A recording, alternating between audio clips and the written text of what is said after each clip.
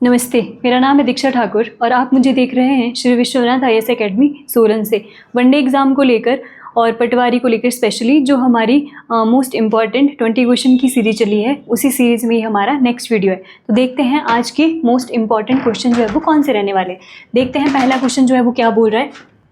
पहला क्वेश्चन है हमारा, when was the national rural employment guarantee scheme now MNREGA launched. राष्ट्रीय ग्रामीण रोजगार गारंटी योजना, जिसे अब मनरेगा बोलते हैं, कब शुरू हुई थी? क्या 2005 में, 2007 में, 2010 में या 2012 में? तो जो हमारा ये नरेगा पहले जो है वो आज के टाइम में इसको मनरेगा बोलते हैं और पहले जो है वो ये आया था 2005 में। मतलब सही आंसर इसका ऑप्शन ही हो जाएगा। जो ये नरेगा होता था, नरेगा हमारा जो है वो होता था, इसका जो एक्ट था हमारा एक्ट जो है वो 2005 में जो है वो आया था। नरेगा का act, national rural employment guarantee जो है वो गारंटी स्कीम जो है वो हमारी थी, guarantee act, sorry NREGA act ये 2005 का था और इसका नाम चेंज मनरेगा हमारा 2006 से जो है वो हुआ है। तो सही आंसर इसका ऑप्शन ए जो है वो 2005 से जो है वो मनरेगा जो है वो शुरू हुआ था।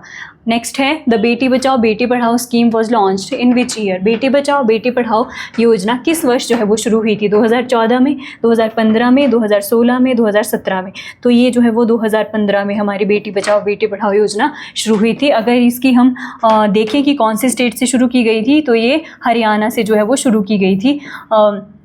हरियाणा के पानीपत से जो है वो हमारी योजना शुरू की गई थी। पहले इसको पूरे इंडिया में नहीं शुरू किया गया था, लेकिन प्रेजेंट में जो है ये पूरे इंडिया में जो है वो लागू हो चुकी है। बेटी बचाओ बेटी पढ़ाओ जो है वो 2015 में हुई थी। न्यूज़ में है क्योंकि इसने अपने 10 साल जो है वो 2025 में कंप्लीट कर लिए हैं, इसके लिए ही जो है वो इसमें न्यूज़ में डिस्कशन में ये आई थी। तो इम्पॉर्टेंट है एग्जाम के लिए। चलते हैं नेक्स्ट क्वेश्चन पे। नेक्स्ट क्वेश्चन हमारा क्या बोल रहा है? नेक्स्ट क्वेश्चन है, what is the full form of नीति इन नीति आयोग। जो हमारा नीति आयोग है उसमें जो नीति है NITI, उसका फुल फॉर्म क्या होता है? The national institution for transforming India, national initiative for technical innovation, new India transformation institute या फिर national institute of trade and industry. तो नीति आयोग जो है हमारा वो होता है national institution for transforming India, ये इसकी फुल फॉर्म होती है। अगर हम नीति आयोग की बात करें तो ये 2015 में हमारा प्रधानमंत्री मोदी जी द्वारा बनाया गया था। इसने नीति आयोग एक थिंक टैंक है, एक थिंक टैंक के रूप में काम करता है। इसने किसको रिप्लेस किया था? जो इसके स्थान पर पहले हमारा जो है वो प्लानिंग कमीशन होता था, योजना आयोग होता था। योजना आयोग के स्थान पर जो नीति आयोग जो है वो 2015 में हमारा आया था। और इसी के अगर हम हेड की बात करें, इसके जो अध्यक्ष होते हैं वो कौन होते हैं? हमारे प्राइम मिनिस्टर ऑफ इंडिया जो है वो हमारे प्रधानमंत्री इसके जो है वो अध्यक्ष हमारे होते हैं। सही आंसर इसका ऑप्शन ए ही हो जाएगा। नेक्स्ट है, what was the main objective of the charter act of 1833। Charter अधिनियम 1833 का मुख्य उद्देश्य क्या था? जैसे बहुत सारे एक्ट आए थे, सबसे पहले रेगुलेटिंग एक्ट आया था हमारा, रेगुलेटिंग एक्ट लेकर आए थे, वो 1773 में आया था। उसके बाद ही जो है वो हमारे एक्ट जो है वो आते गए। उसी एक्ट में एक एक्ट था हमारा 1833 का एक्ट। तो पूछ रहा है कि उसका मेन एम क्या था? क्या था उसका? टू प्रमोट इंडियन इंडस्ट्री, भारतीय उद्योगों को बढ़ावा देना, क्या उसका एम था? या फिर बंगाल के गवर्नर जनरल को भारत का गवर्नर जनरल बनाना था, या फिर सती प्रथा को ख़त्म करना था, या फिर भारत में रेलवे की शुरुआत जो है वो करना था? तो पहली बात तो इसमें सही आंसर देख लेते हैं। इसके तहत जो क्या हुआ था, to make governor general of Bengal the governor general of India. जो पहले देखो रेगुलेटिंग एक्ट जो था हमारा वो था 1773 का एक्ट। वो उस समय क्या होता था बंगाल में पोस्ट होती थी गवर्नर की। लेकिन रेगुलेटिंग एक्ट 1773 के बाद क्या हुआ?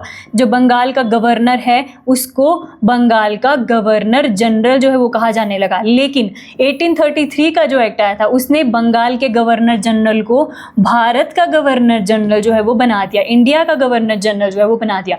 और भारत का गवर्नर जनरल बनने वाले पहले पर्सन कौन थे? हमारे लॉर्ड विलियम बेंटिक। ये पर्सन थे जो भारत के पहले हमारे गवर्नर जनरल बने थे। कौन से एक्ट से बने थे? 1833 के एक्ट से ये बने थे। तो ऑप्शन बी इसका हमारा सही हो जाएगा। फिर है हमारा सती प्रथा को ख़त्म करना। सती प्रथा को जो है वो ख़त्म किया गया था 1829 में। इसमें भी सबसे बड़ा योगदान लॉर्ड विलियम बेंटिक और उनके साथ हमारे राजा राम मोहन राय, उनके ही दोनों ने उसमें सहयोग करके, मतलब दोनों के सहयोग से जो है वो सती प्रथा को ख़त्म कर दिया गया था 1929 में। राजा राम मोहन राय और लॉर्ड विलियम बेंटिक दोनों के सहयोग से। अगर हम देखें, लास्ट ऑप्शन है इसका, true introduce railway in India. Bharat में रेलवे की शुरुआत सबको पता है, लॉर्ड डलहौजी ने जो है वो भारत में रेलवे की शुरुआत करी थी। ठीक है, चलते हैं नेक्स्ट क्वेश्चन पे। नेक्स्ट क्वेश्चन हमारा क्या बोल रहा है? What was the effect of the 1858 act on the post of governor general. जो 1858 का एक्ट था उसका क्या प्रभाव पड़ा गवर्नर जनरल की पोस्ट के ऊपर? एबोलिश द पोजीशन, क्या वो हमने वो पोजीशन ही ख़त्म कर दी थी इस एक्ट के बाद, या फिर position was merge with the commander in chief, commander in chief के साथ जो है वो इसको मर्ज कर दिया गया था, क्या ये किया था? या फिर governor general also became viceroy. तो सही बात है, जो गवर्नर जनरल हमारा 1833 के एक्ट से जो है वो बना था, जो लॉर्ड विलियम बेंटिक बना था, उस लॉर्ड विलियम बेंटिक बना था, उसको ही क्या, जो 1858 का एक्ट जो है ये बोल रहा है, उसके तहत हमारा क्या बना दिया गया? एक और जो है मतलब उसको नहीं बना दिया गया, मतलब इस पोस्ट को चेंज कर दिया गया। जो भारत का गवर्नर जनरल को अब क्या बोला जाने लगा? भारत का वॉइसरॉय जो है बोलने जाने लगा। और पहले भारत के वॉइसरॉय जो है वो कौन बने थे? वो लॉर्ड कैनिन हमारे जो है वो बने थे। तो सही है इसका ऑप्शन सी, जो गवर्नर जनरल अब वॉइसरॉय भी बन गया था, वॉइसरॉय जो है वो बन गया था, मतलब गवर्नर जनरल की पोस्ट अब खत्म, अब उसको वॉइसरॉय जो है वो बोला जाएगा। ऑप्शन सी जो है वो हमारा इसमें कैसा हो जाएगा? सही आंसर हमारा हो जाएगा।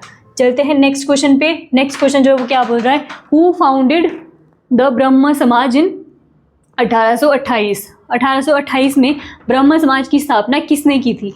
राजा राम मोहन राय ने की थी, स्वामी विवेकानंद ने की थी, ईश्वर चंद्र विद्यासागर ने की थी, या दयानंद सरस्वती ने हमारी की थी? तो ब्रह्म समाज की जो स्थापना की थी वो हमारे, सबसे पहले तो इसका आंसर देखते हैं, राजा राम मोहन राय जी ने जो है वो करी थी। राजा राम मोहन राय जी की अगर हम बात करें तो ब्रह्म समाज के संस्थापक के साथ साथ इनको जो है वो अकबर टू का टाइटल भी जो है वो दिया गया था। अकबर टू ने अकबर टू का टाइटल नहीं दिया गया था, सॉरी, अकबर जो सेकंड था उसने इनको जो है वो राजा का टाइटल जो है वो दिया था। जो हमारे ये दोबारा से बता देती हूँ, राजा राम मोहन राय जी थे, उनको राजा का टाइटल दिया गया था, किसके द्वारा? अकबर सेकंड के द्वारा। ठीक है, तो ये आप ध्यान रखें। तो इसके बाद स्वामी विवेकानंद की बात करते हैं। तो स्वामी विवेकानंद ने स्थापना की थी रामकृष्ण मिशन की। 1897 में इन्होंने रामकृष्ण मिशन की जो है वो स्थापना की थी विवेकानंद जी ने। इसके बाद अगर हम ईश्वर चंद्र विद्यासागर की बात करें तो जो हमारा विधवा पुनर्विवाह था उसमें जो है वो इनका सबसे बड़ा योगदान था, ईश्वर चंद्र विद्यासागर जी का। दयानंद सरस्वती जी की बात करें तो इन्होंने जो है वो कौन से उसकी, चलो अगर उनसे आगे रिलेटेड अगर क्वेश्चन होगा तो ये वहीं पे जो है वो एक्सप्लेन करूँगी। 1897 में जो है वो हमारा स्वामी विवेकानंद जी ने रामकृष्ण मिशन की स्थापना की थी। ऑप्शन ए इसका जो है वो हमारा सही आंसर हमारा हो जाएगा। चलते हैं नेक्स्ट क्वेश्चन पे। The Satyashodhak Samaj was founded by. Satyashodhak Samaj की स्थापना जो है वो किसने की थी? गोपाल हरि देशमुख ने, ज्योतिबा फुले ने, या फिर बाल गंगाधर तिलक ने, या बी आर अम्बेडकर ने? तो जो सत्यशोधक समाज था उसकी स्थापना की थी किसने? ज्योतिबा फुले ने। कब की थी? 1873 में जो है वो की थी। किसने? ज्योतिबा फुले ने। अगर हम ज्योतिबा फुले जी की बात करें तो इनकी बुक है बहुत फेमस जो पूछी जाती है, जिसका नाम है गुलामगिरी। गुलामगिरी बुक है किसकी? ज्योतिबा फुले जी की। अगर हम बाल गंगाधर तिलक की बात करें तो ये जो है वो हमारे जिसको बोलते हैं लाल बाल पाल, उनमें से मतलब एक्सट्रीमिस्ट जो है वो हमारे लीडर थे बाल गंगाधर तिलक। बाल गंगाधर तिलक जी ने ही नारा दिया था, स्वराज मेरा जन्मसिद्ध अधिकार है और मैं इसे लेकर रहूँगा। अगर बाल गंगाधर तिलक जी की बुक्स की बात करें तो इन्होंने बुक लिखी थी हमारी कौन सी? गीता रहस्य। गीता रहस्य नाम की बुक भी किसकी है? बाल गंगाधर तिलक की है। बाल गंगाधर तिलक जी की अगर हम न्यूज़पेपर की बात करें तो केसरी और मराठी इनके दो न्यूज़पेपर हैं। केसरी इन्होंने लिखा था मराठी में और मराठी जो न्यूज़पेपर था वो लिखा था इन्होंने इंग्लिश में। तो ये इनकी जो है वो बात हो गई। अम्बेडकर, B.R. अम्बेडकर की बात करें तो जो हमारी ड्राफ्टिंग कमेटी है उसके हेड थे हमारे कौन, B.R. अम्बेडकर। B.R. अम्बेडकर ने ही एक न्यूज़पेपर लिखा था जिसका नाम है बहिष्कृत भारत। ये न्यूज़पेपर है किसका, B.R. अम्बेडकर का। B.R. अम्बेडकर जो है वो हमारी संविधान सभा के लिए वेस्ट बंगाल से चुने गए थे, लेकिन बाद में जो है वो इनको जो है वो पुणे से जो है वो विधानसभा कह रही हूँ, जो संविधान सभा है उसके लिए जो है वो चुना गया था। तो ये हो गए हमारा ज्योतिबा फुले ने की थी सत्यशोधक समाज की स्थापना। चलते हैं नेक्स्ट क्वेश्चन पे। नेक्स्ट क्वेश्चन जो है वो क्या बोल रहा है, नेक्स्ट क्वेश्चन है which important resolution was passed during the Karachi session of 1931। 1931 के कराची अधिवेशन में कौन सा महत्वपूर्ण प्रस्ताव पारित किया गया था? पूर्ण स्वराज रेजोल्यूशन, पूर्ण स्वराज प्रस्ताव, या फिर fundamental rights and economic policy, मौलिक अधिकार और आर्थिक नीति, या फिर क्विट इंडिया रेजोल्यूशन, भारत छोड़ो प्रस्ताव जो है वो पास कर दिया गया था। नॉन कॉपरेशन मूवमेंट, असहयोग प्रस्ताव जो है वो नॉन कॉपरेशन रेजोल्यूशन, क्या ये पास किया गया था? तो क्या पास किया गया था 1931 के सेशन में, कराची में हुआ था वो। उसमें किया गया था fundamental rights and economic policy की बात जो है वो, फंडामेंटल राइट्स और इकोनॉमिक पॉलिसी की बात की गई थी। अगर इसके हेड बोलें, सेशन को हेड किसने किया था, तो वो क्या था हमारा सरदार वल्लभ भाई पटेल जी ने जो है वो किया था। कराची के सेशन को 1931 में जो है वो किया था। अगर हम पूर्ण स्वराज की बात करें तो हमारा 1929 का कौन सा, लाहौर सेशन, और लाहौर सेशन को हेड किया था जवाहरलाल नेहरू द्वारा। जवाहरलाल नेहरू ने हेड किया था लाहौर सेशन को। उसी लाहौर सेशन में हमने पूर्ण स्वराज रेजोल्यूशन हमारा पास किया था। अगर क्विट इंडिया रेजोल्यूशन की बात करें तो वो हमारा वर्धा जो रेजोल्यूशन है उसमें जो है वो पास किया गया था 1942 में जो है वो पास किया गया था। Wardha resolution is related to quit India movement. तो सही आंसर हमारा ऑप्शन बी जो है वो इसका हो जाएगा। चलते हैं नेक्स्ट क्वेश्चन पे। From which countries constitution has India adopted the concept of fundamental rights? से मतलब बोल रहा है कि भारत ने मौलिक अधिकारों की अवधारणा किस देश के संविधान से जो है वो ली है। जैसे कि आपको पता है कि जब इंडिया का कॉन्स्टिट्यूशन बनने लगा तो जो इंडिया के कॉन्स्टिट्यूशन को बनाने वाले लोग थे उन्होंने बहुत सारे देशों के कॉन्स्टिट्यूशन को पढ़ा, एनालाइज़ किया और देखा कि वहाँ से हम क्या चीज़ें जो है वो मतलब अपने कॉन्स्टिट्यूशन में ऐड कर सकते हैं दूसरे देशों के कॉन्स्टिट्यूशन से। तो वैसे ही बोल रहा है कि जो फंडामेंटल राइट्स है उसको कौन से देश से जो हमने बोरो करा है, तो किससे करा है? यूनाइटेड किंगडम से करा है, यूनाइटेड स्टेट ऑफ अमेरिका से करा है, आयरलैंड से करा है, या फिर कनाडा से करा है? किससे करा है? तो वो हमने USA, United state of America से फंडामेंटल राइट्स का जो आइडिया है वो जो है वो लिया है। प्रेजेंट में हमारे 6 फंडामेंटल जो है वो राइट हैं। पहले जो है वो 7 हुआ करते थे। राइट टू प्रॉपर्टी हमने हटा दिया। 44th कॉन्स्टिट्यूशनल अमेंडमेंट 1978 के तहत हमने राइट टू प्रॉपर्टी को जो है वो ख़त्म कर दिया था। तो ऑप्शन बी इसका पहले तो सही आंसर हो जाएगा। अगर हम UK की बात करें, यूनाइटेड किंगडम की बात करें, तो वहाँ से हमने क्या लिया है? Parliamentary form of government. Parliamentary form of government हमने कहाँ से लिया है? जो यूनाइटेड UK के कॉन्स्टिट्यूशन से हमने लिया है। अगर हम सिटीजनशिप की बात करें, सिटीजनशिप यानी कि सिंगल सिटीजनशिप का कॉन्सेप्ट भी हमने ब्रिटेन से ही जो है वो लिया है। उसके अलावा अगर हम आयरलैंड की बात करें, आयरलैंड से हमने DPSP, directive principle of state policy, ये हमने कहाँ से, कौन से देश से लिए हैं? आयरलैंड के कॉन्स्टिट्यूशन से बोरो किए। अगर कनाडा की बात करें, कनाडा से हमने फेडरल सिस्टम, संघीय प्रणाली, ये कहाँ से ली है? कनाडा से ली है। अगर कनाडा की और बात करें तो सेंटर स्टेट रिलेशन का जो कॉन्सेप्ट है, केंद्र राज्य संबंध, वो भी हमने कहाँ से लिया है? कनाडा के कॉन्स्टिट्यूशन से लिया है। USA इसका सही आंसर हो जाएगा। फंडामेंटल हमने USA के कॉन्स्टिट्यूशन से लिए हैं। चलते हैं नेक्स्ट क्वेश्चन पे। नेक्स्ट क्वेश्चन हमारा क्या बोल रहा है? The concept of suspension of fundamental rights during emergency is taken from. आपातकाल के दौरान मौलिक अधिकारों को निलंबित करने की अवधारणा किससे ली गई है? जो इमरजेंसी है उसके टाइम फंडामेंटल राइट हमारे सस्पेंड हो जाते हैं, जिसमें 20 और 21 को छोड़कर सारे फंडामेंटल राइट हमारे सस्पेंड हो जाते हैं। इमरजेंसी की बात करें इंडिया में तो इमरजेंसी आर्टिकल 352 के तहत, आर्टिकल 356 के तहत, आर्टिकल 360 के तहत जो है वो लगती है। इन तीनों की वजह से इसमें नेशनल इमरजेंसी है, इसमें प्रेसिडेंट रूल है, इसमें फाइनेंशियल इमरजेंसी है। तो बोल रहा है कि फंडामेंटल राइट सस्पेंड होते हैं, वो प्रोविज़न हमने कौन से देश से लिया है? जर्मनी से लिया है, USA से, जापान से, या फिर हमने साउथ अफ्रीका से जो है वो लिया है? वो लिया है हमने जर्मनी के कॉन्स्टिट्यूशन से कि जो है वो फंडामेंटल राइट हमारे सस्पेंड होते हैं ड्यूरिंग इमरजेंसी। तो जर्मनी से ये प्रोविज़न हमने लिया है। चलते हैं नेक्स्ट क्वेश्चन पे। Which of the following is not a method of acquiring citizenship under the citizenship act 1955, निम्न में से कौन सा नागरिकता अधिनियम 1955 के तहत नागरिकता प्राप्त करने का तरीका नहीं है? कौन सा नहीं है सिटीजनशिप? पहली बात तो बात कर लेते हैं भारत में नागरिकता, भारत में सिटीजनशिप, तो वो पहली बात तो कौन से भाग में है? तो भाग 2 में, यानी कि पार्ट 2 में गिवन है। जो हमारे पार्ट हैं इंडियन कॉन्स्टिट्यूशन के, उसका जो पार्ट 2 है, पार्ट 2 है, वो रिलेटेड है किससे? सिटीजनशिप, नागरिकता से।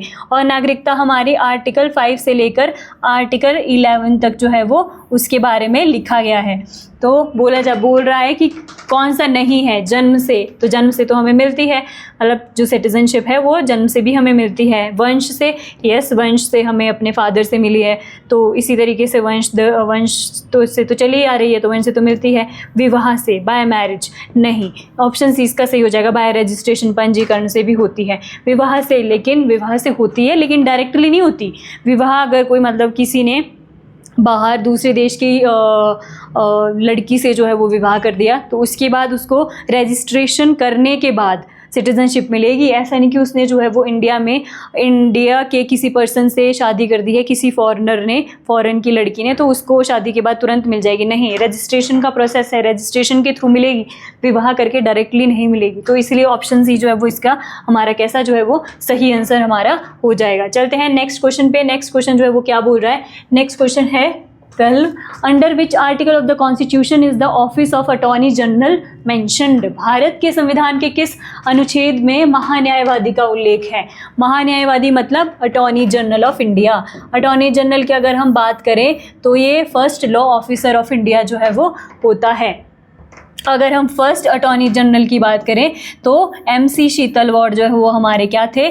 First attorney general of India थे। अगर अटॉर्नी जनरल ऑफ इंडिया की हम एट प्रेजेंट बात करें तो अटॉर्नी जनरल कौन है हमारे? वो है हमारे क्या नाम है उनका? वेंकटरमणी, सॉरी दिमाग से स्किप हो गया था।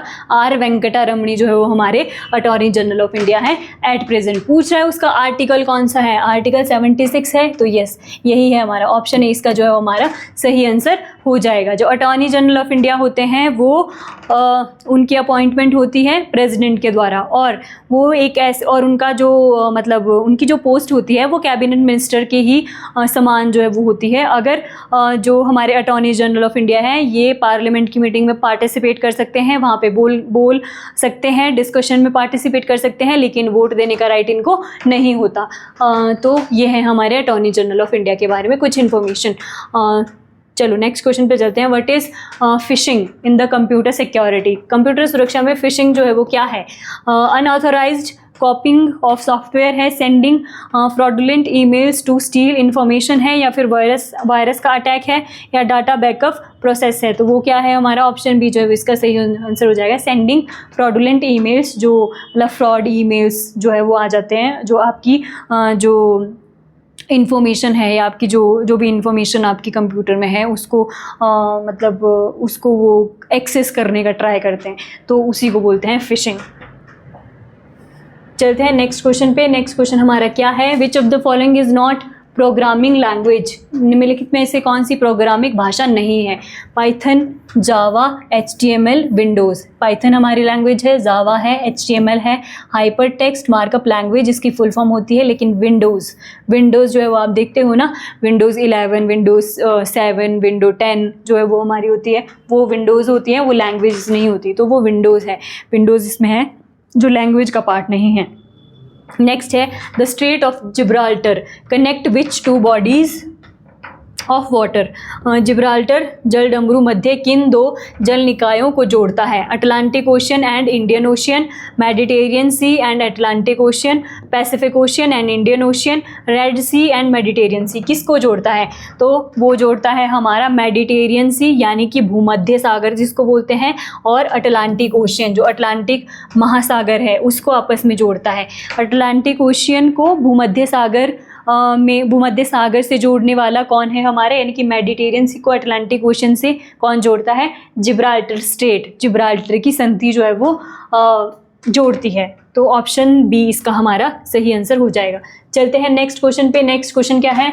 विच body was responsible for handling the demands of states for recognisation after the formation of Andhra Pradesh. Andhra Pradesh के गठन के बाद राज्यों के पुनर्गठन की मांगों को संभालने वाली संस्था कौन थी? मतलब देखो, जब हमारे इंडिया में रियासतों का मर्ज होना स्टार्ट हुआ तो उसके बाद से चीज़ें उठी कि जो इंडिया में स्टेट्स हैं वो लैंग्वेज के आधार पर यानी कि भाषा के आधार पर बनाए जाएं या फिर एडमिनिस्ट्रेटिव यानी कि प्रशासनिक आधार पर वो जो है बनाए जाएं। तो क्या हुआ, आंध्र प्रदेश को जो है वो हमने बना दिया। तो उसके बाद मतलब भाषा के आधार पर आंध्र प्रदेश जो है वो पहला स्टेट था जो बना था।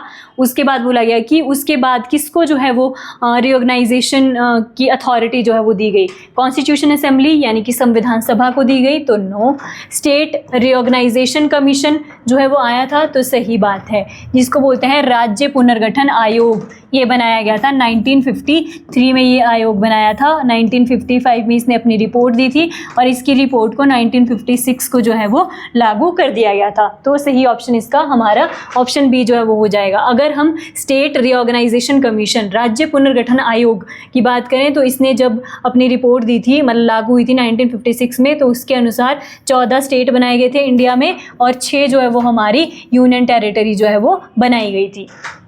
तो ये था। चलते हैं नेक्स्ट क्वेश्चन पे। The recognition of the north eastern state in 1972 result in the formation of 1972 में पूर्वोत्तर राज्यों के पुनर्गठन में निम्न में से कौन सा बना था? बोल रहा है कि 1972 में जो हमारा पूर्वोत्तर भारत है, ईस्टर्न इंडिया है, उनमें से कौन सा स्टेट जो है वो बना था?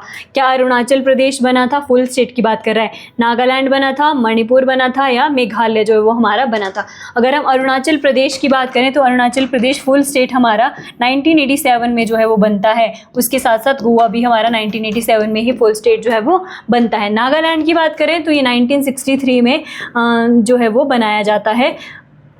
अगर हम मणिपुर और मेघालय दोनों की बात करें तो ये हमारे 1972 में ही जो है वो बनाए जाते हैं। दोनों ही इसके कैसे हो जाएंगे, हमारे सही आंसर हो जाएंगे। लेकिन ऑफिशियल आंसर के हिसाब से मेघालय को माना था, लेकिन दोनों का ही ईयर हमारा 1972 जो है वो है, इसलिए ये क्वेश्चन स्क्रैप जो है वो हो गया था। तो सही आंसर इसका मणिपुर और मेघालय जो है हमारा दोनों जो है वो होगा। चलते हैं नेक्स्ट क्वेश्चन पे। नेक्स्ट क्वेश्चन क्या बोल रहा है? NABARD is associated with. पहले तो देख लेते हैं नाबार्ड होता क्या है। नाबार्ड है हमारा क्या? नेशनल बोलेंगे इसको, फिर बोलेंगे बैंक, फिर बोलेंगे एग्रीकल्चर रूरल डेवलपमेंट, ये इसकी फुल फॉर्म है नाबार्ड की। ये जो है वो बना था किसकी रिकमेंडेशन पे? शिवरमन समिति की रिकमेंडेशन पे हमारा नाबार्ड जो है वो बनाया गया था। शिवरमन कमेटी इंपॉर्टेंट है, याद रखना।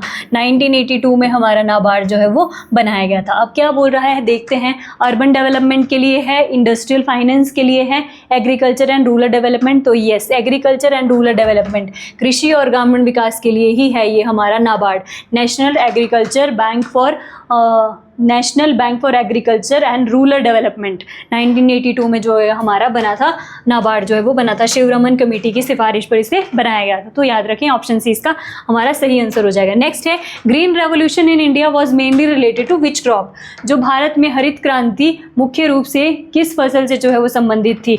राइस से थी या फिर गेहूँ से थी, मेज से थी या फिर पल्सेस से जो है वो हरी थी? पहले तो हम बात करते हैं भारत में जो हरित क्रांति जो है वो कब आई थी। भारत में हरित क्रांति हमारी 1967 में जो है वो आई थी। अगर हम इस टाइम बात करें तो इस टाइम हमारी कौन थी प्राइम मिनिस्टर ऑफ इंडिया? वो थी हमारी इंदिरा गांधी जी। इंदिरा गांधी जी उस टाइम पे हमारी प्राइम मिनिस्टर ऑफ इंडिया थी। अगर हम इसमें बात करें तो क्या यूज़ किया गया था?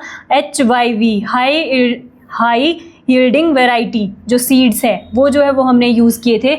और गेहूं और हमारा चावल, इसकी प्रोडक्शन जो है वो इसमें काफ़ी ज़्यादा इंक्रीज़ जो है वो हुई थी। अगर हम father of green revolution in India बोले तो वो हमारे स्वामीनाथन जी जो है वो आते हैं, उनको father of green revolution in India जो है वो बोला जाता है। याद रखना, ग्रीन रेवोल्यूशन 1966 और 1967 में जो है वो इंडिया में आया था। इंदिरा गांधी जी की गवर्नमेंट थी, इंदिरा गांधी जी उस टाइम पे प्राइम मिनिस्टर ऑफ इंडिया थी। इसमें क्या यूज़ किया गया था? HYV मतलब हाई यील्डिंग वैरायटी जो है वो सीड्स की जो है वो यूज़ की गई थी। और इसमें प्रोडक्शन पर ध्यान दिया गया था, गेहूं और चावल की प्रोडक्शन पे जो है वो मेन ध्यान जो है वो दिया गया था। और इन दोनों की प्रोडक्शन जो है वो हुई भी थी उस टाइम पे। और अगर हम father of green revolution in India जो है बोला जाता है तो वो स्वामीनाथन जी को जो है वो बोला जाता है।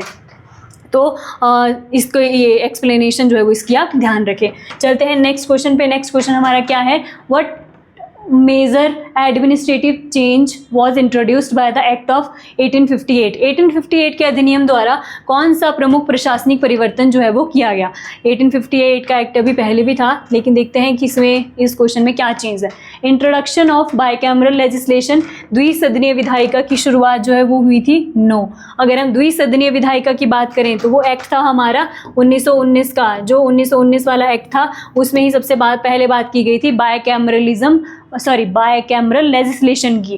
द्विसदनीय विधायिका तो बहुत पहले आ गई, मतलब बाद में आई, 1919 में आई। ये 1858 की बात कर रहे हैं। Abolition of east India company, yes यही इसका सही हो जाएगा। जो ईस्ट इंडिया कंपनी था, देखो 1958 की बात हो रही है, तो ईस्ट इंडिया जो कंपनी थी हमारी वो कब आई थी इंडिया में, 1600 में जो है वो आई थी।